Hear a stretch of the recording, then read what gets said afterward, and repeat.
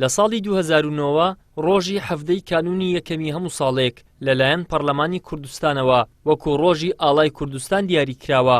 هۆکاری دەستنیشانکردنی ئەم ڕۆژە بۆ ئەوە دەگەڕێتەوە لە هەفتەی کانونی یەکەمی ساڵی 1945دا ئاڵای کوردستان لە سەردام و دەستگاکانی کۆماری کوردستان لە مەهاباد بەرزکرایەوە بە بۆنەی ڕۆژی ئاڵای پیرۆزی کوردستان کاوکاتە لەگەڵ ڕۆژی دایک. بەهۆی ئەوەی ئەو ڕۆژە بەر پشووی هەینی کەوتووە، مەراسیمی یادکردنەوەی ڕۆژێک پێشخراوە و لە پەرلەمانی کوردستان مەراسیمێک بە ئامادەبوونی دەستەی سەرۆکایەتی و فراکسیۆنەکان و کەسوکاری شەهیدان بەڕێوە چوو.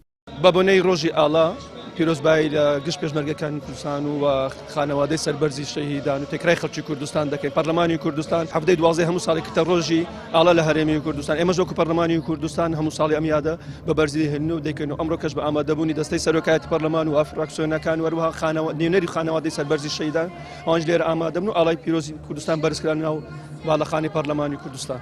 فراکسیۆنی کۆمەڵی دادگەریش لە پەرلەمانی کوردستان بەشداری مەراسیمەکەی کرد و پێیان وایە دەبێت لەژێر سایەی ئاڵای کوردستاندا دادگەری بەرقەرار بێت تاکو ئینتیما و خۆشەویستی بۆ خاک و وڵات کاڵ نەبێتەوە. پەرلەمانتارێکیش دەڵێت نابێت خۆشەویستی ئاڵا و خاک بەهۆی کاری سیاسیەوە کاڵ بێتەوە.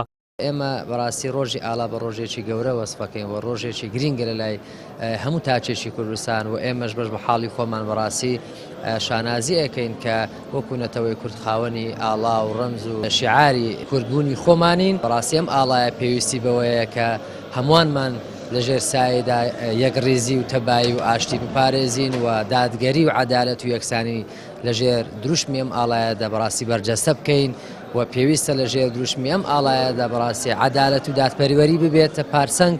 مرۆڤەکان بۆ سمبلی نەتەوەکەی خۆیان بۆ نیشتیمانەکەیان بۆ خەکەکەیان ئەوە ببێتە هاندەری ئەوەی کە ئاڵا کاڵ ببێتەوە. بۆیە بەلای ئێمەوە گرینگە ئەو ڕەمزە نیشتیمانیانە کە دەرخەری بوونی نەتەوەیەک دەکاتن، بەڵام لەگەڵەوەشدا پێویستە کاربەدەستان و دەسەڵاتدارانی هەرێمی کوردستان بیر لە بژێ و ژیانی هاوڵاتیان بکەنەوە.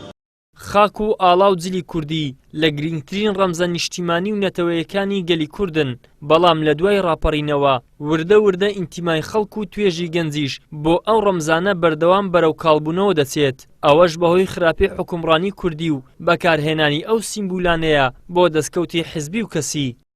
ئیدریس محەممەد، کەناڵی ئاسمانی پێام، هەولێر.